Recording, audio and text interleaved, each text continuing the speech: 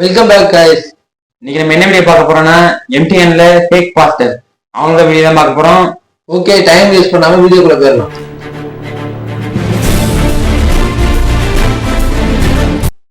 வீடியோல என்ன பார்க்க போறோம்னா ஃபேக் பாஸ்டர்ஸ் அப்புறம் மூட நம்பிக்கை. வீடியோ ஆரம்பிக்கிறதுக்கு முன்னாடி சாமி கிட்ட அருள் வாங்கிப்போம். சாமி கிட்ட வாங்கணும் அருள். நம்ம எதை எங்க மேட்ச் பண்றாங்க பத்தியா? நல்லா மேட்ச் பண்றாங்க. ఏంటి సమస్య? కిడ్నీ బ్రౌన్ డైల్స్ కిడ్నీ రెండు కిడ్నీలు ఫెయిల్ అయిపోయింది. అదుగో இவரை நல்லா பாத்துக்கங்க. இவருக்கு வந்து 2 கிட்னி ஃபெயில் ஆயிடுச்சான். டயாலிசிஸ் பண்ணிட்டு இருக்காரு. இவரோட பிரச்சனையை வந்துட்டு ஒரே நிமிஷத்துல இப்ப சரி பண்ண போறாங்க. కిడ్నీలో ఉన్న సమస్య క్రీస్తు యేసు నామములో అది బయటికి వెళ్ళిపోయినట్లుగా నేను ప్రకటిస్తున్నాను. I commanding in the name of Jesus. గట్టిగా చెప్పండి. హల్లెలూయా. గట్టిగా చెప్పండి. Thank you Jesus. Thank you Lord. బిగ్గరగా చెప్పలు కొట్టాలి. చప్పట్లు కొడుతూనే ఉందాం. మేనా సాలారమనిను రామ. சரி பண்ணிட்டாங்க, முடிஞ்சிடுச்சு. அது புரியுமா? இனிமே உனக்கு சாவே இல்ல போ. கடவுளால கூட பண்ண முடியாததை இவர் பண்றாருங்க. ஏன்னா கடவுளாலே முடியாது. எப்படி உங்களால முடியுது? முடியும், என்னால முடியும். எனக்கு எப்படின்னு சொல்லுங்கண்ணே. நம்ம இந்தியால நிறைய பேருக்கு கிட்னி பிரச்சனைகள், கிட்னி ஃபெயிலியர் பிரச்சனைகள்லாம் இருக்கு. அவங்க எல்லாருமே இந்த பாஸ்டரை போய் அணுகவும் ஒரே ஒரு செட்டிங் வந்தா போதும், உங்களோட மொத்த பிரச்சனையும் முடிஞ்சிடும். ஃபர்ஸ்ட் டீலிங் ஃப்ரீ, சர்வீஸ் சார்ஜும் இல்ல. இதுக்கப்புறம் அவர் டயாலிசிஸ் பண்ண வேண்டிய அவசியம் கிடையாது. இதை நாம பார்க்கும்போது சிரிப்பா இருக்கு. ஆனா உண்மையாவே கிட்னி பிரச்சனை இருக்கிறவங்க வந்து இதை பார்த்தா என்ன ஆகும், உலகாண்டாயிடுவாங்க. நான் வேற ஏதாவது கேட்ட போறேன் தம்பி. அடுத்து இதே பாஸ்டரோட இன்னொரு மகிமை. ఏమి త్రోట్ మాట్లాడు. I praying in the name of Jesus. இவருக்கு வந்து பேச்சு வராதான், இப்ப வந்து பேச வைக்க போறாங்க. குண்டக மண்டக கழுத்துல கண்டக ஓ வால் மிளகாய் நம குஷ்டக அஷ்டக ஆ காட்டுமா த்ரோட் ஓப்பனாய நமக்கு ENT கிளியராய நமக்கு స్వరపేణిక యేసు నామములో ఓపెన్ అవుతాడు. గట్టి చెప్పు. గట్టిగా చెప్పాలి. ఏం పేరు నీ పేరు? பேச்சே வராத ஒருத்தனை அவ்வளவு சிரிப்பு வேணும். டேய் குவார்ட்டர்ல எப்படிப்பட்ட குரலும் கிளியர் ஆயிரும்னு தமிழ்நாட்டுல உள்ள எல்லாருக்குமே தெரியும்டா. இந்த மேட்டர் வெளியே தெரியாம பாத்துக்கோ. பெரிய ஆள் சாமி நீங்க. பாஸ்டர் ஏதோ ஊத்துனாரு, அதான் என்னன்னு தெரியல.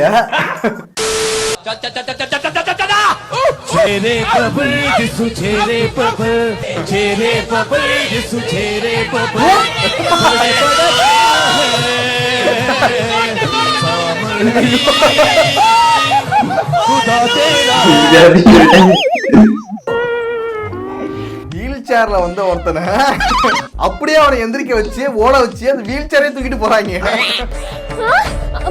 Is it? I just can't believe this. நிஜமாவா?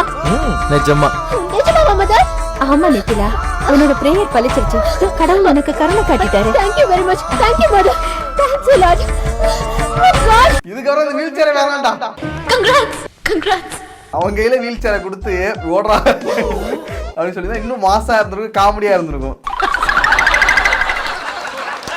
எல்லாம் நடிப்புடா, சும்மா நடிச்சிட்டு இருக்காங்க அப்படின்னு சொல்லிட்டு நம்ம அசால்ட்டா சொல்லிடலாம். ஆனா இப்படி நடிக்கிறது வந்து ரொம்ப கஷ்டம். ஏன்னா அங்குள்ள ஒருத்தர் கூட சிரிக்காம அவ்வளவு நேச்சுரலா நடிக்கிறாங்க. அம்மா ஒர்க் நல்லா இருக்குதுமா.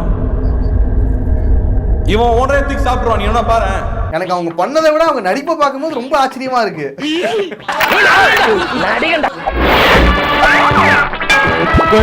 நடிங்க பாஸ்.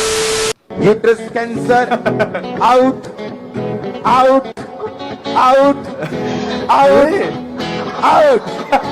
என்னடா ஆன்லைன்ல பண்ணிட்டு இருக்கீங்க? டெக்னாலஜியா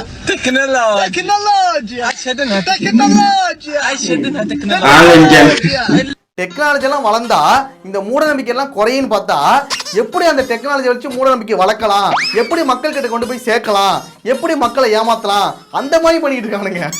இழிச்சவாய மாதிரி தெரியறேனா? ஐ எம் லுக்கிங் லைக் இளிச்சவாயன். இந்த ஏஐ உலகத்துக்கு ஏத்த மாதிரி அடாப்ட் ஆகிக்கிறாங்க. அந்த இப்படி காசாக்குறதுன்னு யோசி, தெரியலன்னா நாளைக்கு ஸ்டேஜ்ல பாரு. கிறிஸ்துவ வாழ்க்கை நடந்து போவதுக்கு தேவ பிரசனம் தேவை கிடையாது, ஃபெய்த் தான் இம்பார்ட்டன்ட். கைய தட்டு. பிரசனம் இருந்தாலும் இல்லாட்டினாலும் அவர் என் கூட தான் இருக்காரு என்கிற ஃபெய்த் உனக்கு இருக்குன்னா கொம்மால ஒன்ன எவனும் தொட முடியாது. 1 2 3 பாஸ்டரா இல்ல யாரா அவன்? பாஸ்டர் நல்லவர் தான். நல்ல பையன் மேடம், சும்மா சொல்லக்கூடாது. கெஞ்ச அடிப்பான் அவ்வளவுதான். இடையில கொம்பான்னு கெட்ட வார்த்தையில பேசுவாரு, ஆனா கண்டுக்கூடாது. ஃப்ளோல ஏதாவது வந்திருக்கும். அவர் பேசுற கெட்ட வார்த்தையை பார்க்காதீங்க, அவர் சொன்ன விஷயத்த பாருங்க, அதுல எவ்வளவு அர்த்தங்கள் இருக்கு. அவர் என் கூட தான் இருக்காரு என்கிற ஃபெய்த் உனக்கு இருக்குன்னா கொம்மால ஒன்ன எவனும் தொட முடியாது. இதே பாஸ்டர் இன்னொன்னு ஒண்ணு பண்ணிருக்காரு. நீனே வச்சுக்குவ. அப்புறம் 10லன்ற ஆதாம்கிட்ட பழத்தை கொடுத்தப்ப சீட்டை எதுல தான் வச்சு கொடுத்தாரு? பழத்துல தான். ஆதாம் பழத்தை சாப்பிட்டது, அந்த மறுபடியும் பழம் கொடுங்கன்னு தேவன்கிட்ட போவே. அப்ப சாப்பிட்ட பழத்துக்குள்ளதான் என்ன இருக்கு? விதையும் வச்சு கொடுத்தாரு. கடவுள் கொடுக்கும் போது, சம்பளத்தை கொடுக்கும் போது அவருக்கு வேணுன்றதை உள்ள வச்சுதான் கொடுத்தாரு.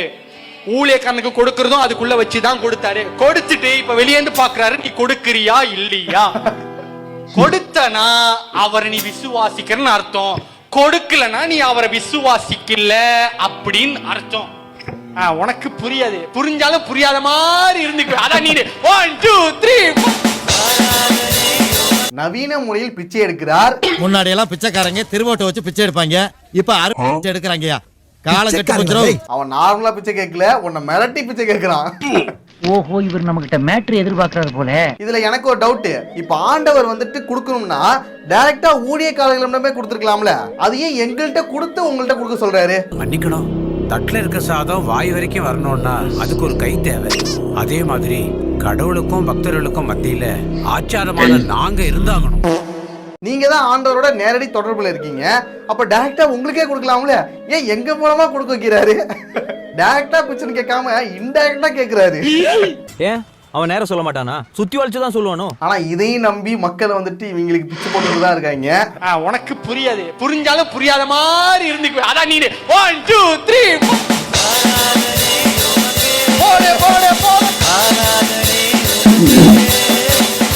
வைபான பாஸ்டரா இருக்காரு. என்ன சொல்றாருன்னா, காசு கொடுத்தாதான் ஆண்டவரோட ஆசீர்வாதம் உனக்கு கிடைக்குமா, இல்லைன்னா உனக்கு கிடைக்காதான் மிரட்டுறாரு. ஏறி போட்டி இருக்க பிலா, கர்த்தர் உன்னோடு இருக்கிறார். இது கிறிஸ்துமஸ் காலம்.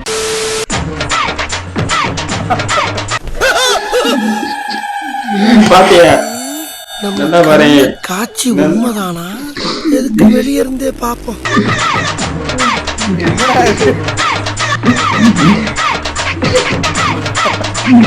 இது அம்புதானா இல்ல ஏதாவது வேற ஏதாவது வச்சிருக்காங்களா? அம்பு இல்லடா. என்னடா கொடூரமா இருக்கு.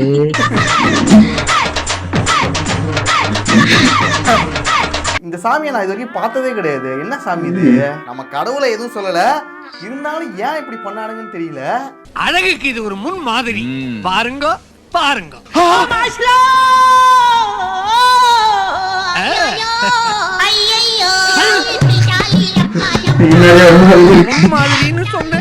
முன்னாலேயே ஒரு மாதிரி ஆயிடுச்சு. 2 கொட்டை தொங்குது. எந்த மாதிரியான திருவிழா, என்ன கான்செப்ட்ங்கிறதே புரிய மாட்டேங்குது. ஐயோ, எனக்கு ஒண்ணுமே புரியல. மாருத்ரா, மத்தவங்க வந்திருக்காங்க பூஜைக்கு. கவர்மெண்ட் வேலை வாங்கி தரேன்னு 5 லட்சம் ரூபாய் கொடுத்து ஏமாந்துட்டு இருக்காங்க. வேலையும் வாங்கி தரல, 5 லட்சம் ரூபாய் திருப்பியும் தரல. அதுக்கு என்ன பூஜை கட்டலாம்? காட்டேரி பூஜை கட்டினா நல்லா இருக்கும். அதுக்கு என்னென்ன பொருட்கள் தேவைப்படும்?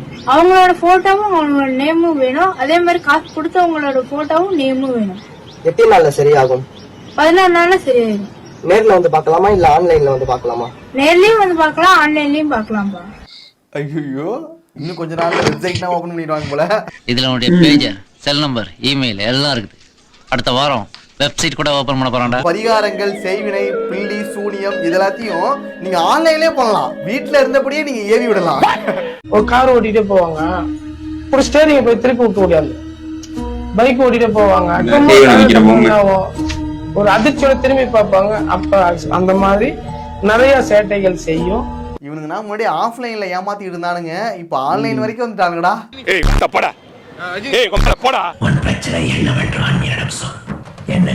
வாங்கிய பணத்தை திருப்பி தராதது, போட்டோவே அப்லோட் பண்ணிடுறேன், பேரும் நான் சொல்லிடுறேன். கவலைப்படாதே, கண்டிப்பாக காட்டேரியால் தண்டிக்கப்படுவார். இப்ப இந்த மாதிரினா ஆரம்பிச்சிட்டாங்கடா. நாம கூட இதை சிரிச்சிட்டு பார்த்துட்டு கடந்து போயிடுவோம். ஆனா ஒரு சில பேர் சீரியஸா எடுத்து ஏற்கனவே பணம் இழந்தது பத்தாம இவங்க கிட்டயும் போய் பணத்தை இழந்துட்டு வருவாங்க. செய்வினைகள் இருக்கும் அறிகுறிகள். செய்வினை சக்தி இருந்ததுனால் அவங்களுக்கு முடி கொட்டுறது உண்டு. ரெண்டாவது நினைவுகள், நம்ம இங்க இருப்போம் எங்கேயோ நினைச்சுட்டு இருப்போம், அப்புறம் அடிக்கடி கோபங்கள் வர்றது, அப்புறம் நம்மளை அறியாம ஏதோ ஒரு இனம் புரியாத ஒரு கெட்ட வாடை நமக்கு வந்துகிட்டே இருக்கும். இப்ப இங்க எல்லாருக்கும் ஒரு 4-5 பேர் இருக்கிறோம், எனக்கு மட்டும் அந்த கெட்ட வாடை வரும். நான் கேட்பேன், இங்க ஏதோ ஒரு ஸ்மெல் வருதுன்னு இல்லைன்னு சொல்லுவீங்க நீங்க எல்லாம். துணி நம்ம போட்டுக்கிற வஸ்திரம் கிழிஞ்சு போயினே இருக்கும், ஏதாவது ஒன்று இப்படி ஆணில மாட்டம் நெருப்பு போடும், இது மாதிரி ஏதோ ஒரு சிம்டம்ஸ், ஏதாவது ஒரு அடிபட்டுக்கிட்டே இருக்கும், ஏதாவது ரத்த காயங்கள் வந்துக்கிட்டே இருக்கும், காரியமே சித்தியாகாது. எதை பண்ணாலும் அதாவது தூக்கம் கண்டிப்பா கரெக்டாவே இருக்காது. ஒன்னும் ஆழ்ந்து தூங்கிடுவாங்க, இல்லைன்னா அரைகுறை தூக்கமாவே இருப்பாங்க. இதுல இருக்க எல்லா பிரச்சனையும் எனக்கு இருக்குடா. படுத்தா தூக்கம் வராது, எந்திரிக்க மனசே வராது. இதெல்லாம் எப்படா முடியும்னு இருக்கும். எவனாவது எனக்கு ஆன்லைன்லயே என் போட்டோவை அனுப்பி என் பேரை அனுப்பி ஏதாவது செய்ய வச்சுட்டாங்களா?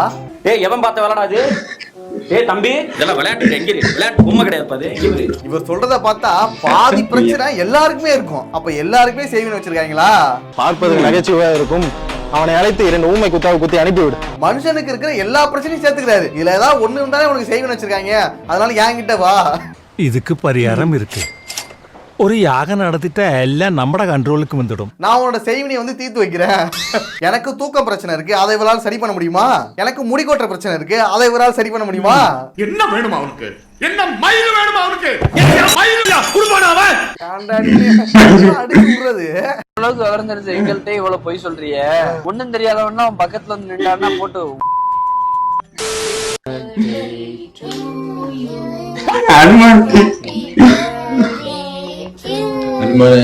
அங்க கேக்கு தராங்கடா. கேக்ல முட்டை போட்டிருப்பாங்கல்ல, சாமிக்கு வைக்க கூடாது. அனுமருக்கு கேக் வெட்டி பர்த்டே செலிப்ரேஷன் பண்றாங்க.